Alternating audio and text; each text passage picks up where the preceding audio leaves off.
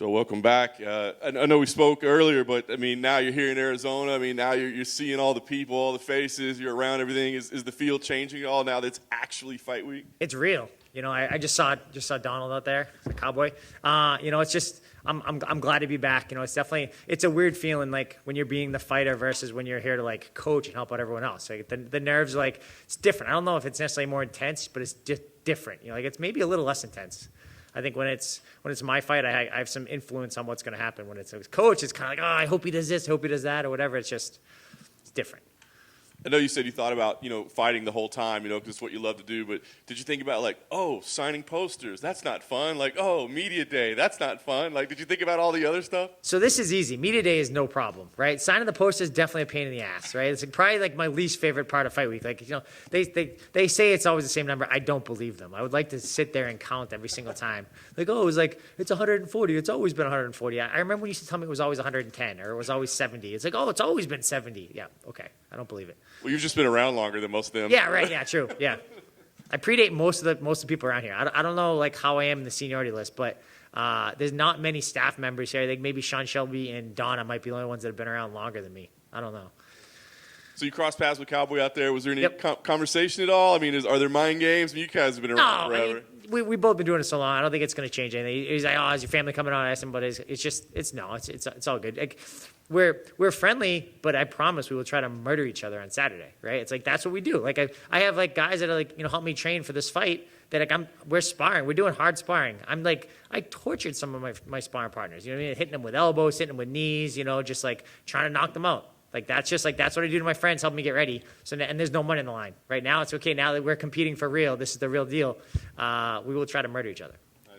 Last thing for me, I know you said you're kind of leaving the future up in the air, but I guess, you win here, you keep going. What's the priority for you? Is it to keep fighting in front of crowds? Is it to make sure you fight in the Northeast again? Is it to make sure you fight guys from your generation? I mean, assuming you keep going, what would be the priorities? I mean, I have to like all three. I have to like the opponent. I have to like the date. I have to like the location. Right there, I heard that they may be coming to Boston in the fall. If that was the case, like that might be a good time to do a Jim Miller 3. I have no idea. But I have to like all three. If I like all three, I'm down. Like my big thing was like, after the last fight, I kept telling Sean Shelby, send me names. Send me names. I might tell you no, but keep sending me names. Keep offering me fights, and I will take one when I like it. I don't feel like I have to fight. We opened up a gym in Rainham, Massachusetts. We moved my gym during the pandemic, which is a little sketchy, a little scary. But we've done like a way bigger, better spot. Like the gym's taken off. I'm totally happy running the gym and focusing on the gym every single day. But we took a little 2-month vacation on that. Like I was, did a little less planning gym stuff and more just like running my classes and doing my workouts and getting out of there. But I'm perfectly happy doing that. So if this is the last fight, then that's cool. If it's not the last fight, then that's good too. Just keep sending me names. Keep sending me names. I mean, Joe, it's been 31 months. You were talking about the process in between, but was there ever any point for you during those 31 months where you're like, maybe like I can kind of quit on that last one?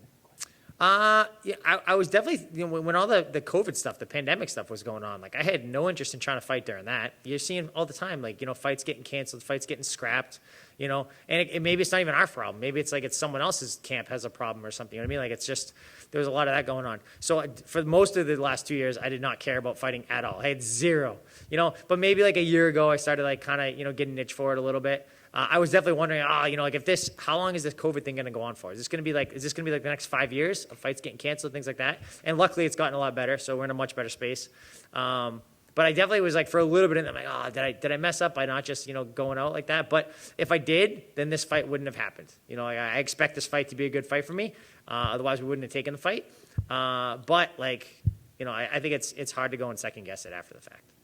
So about how long was it that you were feeling like, I think I'm ready to jump in here? I want to say last maybe April or May, around this time last year. I had heard that the UFC was maybe coming to Boston in the fall. I didn't know it was going to happen. So I texted her telling me, hey, if you're coming to Boston, I better be on that list. Let me know, send me names, whatever. I wasn't pressing to fight anywhere, but if they're coming to Boston in the fall, I definitely want to be on the card. So then a year of names, I would imagine you finally get Donald Cerrone as one of the names, and you're like, okay, this is it. I think Donald was the first name I actually got. I kept telling, hey, look, if you're coming to Boston in August, I want to be in. He's like, we're not coming to Boston. I'm like, if you're coming to Boston in August, just in case, I'm just telling you, if you're coming, I want to be on the list. And I got no names until Cowboy. And I think like it was like February, like first week in February, he asked me if I wanted to fight Cowboy, like I think it was March 8th. And I'm like, I have to like the date, the location, the name. I like the name. It was somewhere domestic, so I liked the location. I didn't like the date. It was 4 weeks' notice. I'm like, if I'm going to do it again, we're not going to do it in such short notice. I want a full camp. He's like, well, Cowboy wants to fight on that card. I'm like, well, that's fine, but I'm not your guy if that's the case. And then, so I just basically said no, and they came back, all right, we'll do it later. And then here we are. Obviously, you guys are both OGs, legends, fan favorites of this game. I mean, I'm curious for your honest assessment when you look at Cowboy's recent performances. What do you see? Like, where do you feel like he is at this point? He's done great. So he's – I understand 100% why someone would want to fight up a weight class, right? I don't think that he was, super – he wasn't the best size for welterweight, right? He's a big lightweight, but he's a smaller welterweight. So I understand that. And he fought so many killers, so he came up short in a lot of his last fights, but he fought killer after killer after killer, So of course, like those are all super hard fights. So it's like, I think that, you got to remember people for like their strengths and not their weaknesses sometimes, right? You don't remember like the bad performances. You got to remember the good performances, right? That's who you need to train for. We didn't train for the worst Cowboy. We trained for the best Cowboy. I guess last thing from me, I'm just curious. Main event is obviously in the lightweight division. Your veteran lightweight division is one of the most anticipated fights of the year. I'm just curious for your thoughts on Gaethje Oliveira and how you see it playing out. I mean, I think it's one of those fights where, Justin Gaethje just does not care about himself at all. He will light himself on fire to try and burn the other person a little bit. Right. So I think that's kind of how it goes. But like he's going to come out swinging. Right, but Charles Oliveira's got sick jiu-jitsu. He's got such great jiu-jitsu. He's so good. I think that if they close space and they get close to chest or anything like that, like Charles Oliveira is so good at wrapping those long arms and those long legs around you. It's gonna be a tough fight. It's gonna be exciting though.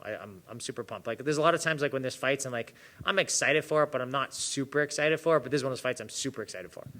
I just have to tell you that's probably the best way I've ever heard anybody describe Justin Gaethje. Tell me it's not true, right? Well, I had a coach used to say that I used to there used to be pirates that would they would basically light the hair on fire and they would jump overboard and jump on the other ship or whatever. And he always explained that that was kind of how I fought. But Justin Gaethje, that is him to a T.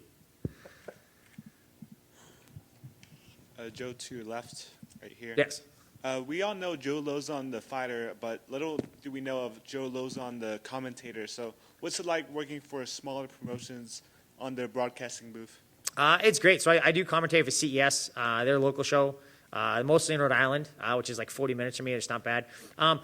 It's easy to talk about fights. It was hard for me, but like the professional aspect of it, of like trying to not talk over people, right? It's easier to get like two buddies, you kind of talk and like you kind of cut each other off a little bit, but it doesn't matter because, it's conversation. It's so different for me when it was like, trying to like actually have the play-by-play person kind of like tee it off and lead off to this and you get the sponsor reads in and all that sort of stuff. So like it was a little bit hard on that. Same way like for my gym, it was easy for me to teach good classes. It was hard to run the actual business. Like it took time. It took you got to figure it out. So but I love doing commentary for CS. It's definitely something I enjoy doing. It's fun. You get a great seat in the house. You get to kind of explain what's going on. A lot of people don't really understand like what's going on when there's fighting, right? It's like they see someone that's on top, they see someone that's punching, but they don't understand jiu-jitsu, they don't understand wrestling, they don't understand like all the nuances. So it's kind of fun to kind of enlighten people a little bit, let them know what's going on. Oh, what's it like working with Maddie Levine? Maddie's awesome. I love Maddie. So, Maddie's a great kickboxer. It's fun to kind of get that because, like, I tend to talk more about the jiu-jitsu stuff. I let her talk about the kickboxing stuff a little bit more. Her husband, Ross, is a monster. He was teaching jiu-jitsu. He was teaching kickboxing classes at my gym. Just a monster, Ross Turbo Levine. So it's great. I'm super lucky with the team we have over there. One back here to the left, Joe. Wanted to ask, with the new environment and the layoff, was the feeling during the process of the camp still the same as it had been? Yeah, I mean, I've done so many camps. Like, it's just like, we sparred. So typically, for years and years, for so many camps, we would spar twice a week. We would spar like Tuesday and Saturday. But the last couple camps, we sparred less because they're just less getting hit in the head, which is nice. Less wear and tear. Like, you generally get hurt during sparring sessions when you're going hard. So we try to limit that a little bit more. But it didn't, we just fell right back in. Like I remember like the first sparring session was probably like not the hardest, but it was like I hadn't sparred in like 2.5 years. Like, if someone's getting for a fight, I'll jump in and help them. but it's different when you're doing hard sparring for yourself. So it was a little bit of time, but it was great. Everything fell right back into place.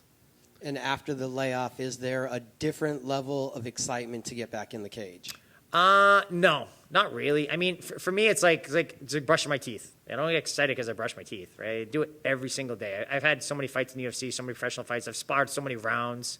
It's just about, putting in the reps, getting it, just executing well. That's all I care about. I'll be, win or lose, I'll be so relieved when the fight's over on Saturday. Like, it'll be like the best. It's just kind of get that weight off my shoulders. Thank you. Thank you. What's up, Joe, over here? You're tied for the third most post-fight bonuses in UFC history with Nate Diaz. Are you liking your chances of securing a bonus on a stat card like this, or are you just focused on securing the W? I'm focused on getting the win, but there's a good chance Cowboy and I, someone's getting a bonus off the other. Maybe it's fight of the night, maybe it's a performance bonus, but we both have a lot of bonuses for good reason. Like, we try to murder each other. So very, very good chance of a bonus for this fight. And you recently said that the establishment of a UFC Fighter Union is highly unlikely due to the selfish mindset of some of the promotion's top fighters. What type of things would need to change in order to create a Fighters Union, or do you believe any one fighter should lead the charge? I think it would be hard. It's kind of a big, loaded question. There's a much, much longer answer. But I really think that the big thing is that, anyone that would have the ability to kind of, fight and push for any kind of fighters union, it cares about themselves. They're always going to take the mentality, like, I have done X, Y, and Z. I am a world champion. I am this. If you want to go and get, the top 5 in every single division and get all of those guys to all be on the exact same page, then maybe you got a shot at a fighters union. But I think it's not going to happen, because you're always going to have the guy that's the champ or the guy that's number 1 and think he's going to be a champ. He's always going to push to get what's best for him. And I understand it. I mean, if it came down to, you getting paid triple or everyone else in this room getting 5% more, you're going to push for yourself to get triple, right? That's just the nature of things. It's, and the UFC brand is so strong. It's people care about watching fights because the UFC brand is so strong. They do such a great job with marketing and media and all sorts of stuff. You guys are all a big part of that. So it's the people that get excited for fights, they get excited because the UFC has invested a lot of money to kind of, let you know about all these guys and put these highlights together and do all the, give you all this footage and give you these free fights on YouTube and stuff like that. That's why people get excited. You know what I mean? If the UFC did not do all of that, then people would not be as excited because you wouldn't have these superstars. You spoke of nuances, right? Yep. Those are the things that you like, that you enjoy. Yep. When you get two guys like you and Cowboy, I look at a position I want to see this fight go to the ground. Yep. Right? And I want this whole fight to take place on the ground. Yep. Because of those nuances. Do you think that you have the advantage in that situation? I think that we're both competent on the feet and on the ground, right? But I think that he has an edge on the feet, and I think that I have the edge on the ground. So, yeah, I'm definitely going to try to – I would love for the fight to be on the ground. Yes.